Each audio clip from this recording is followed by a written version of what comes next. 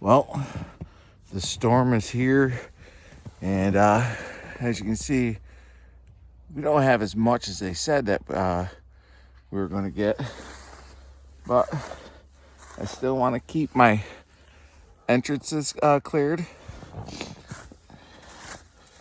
so the bees can have a place to get in and out of.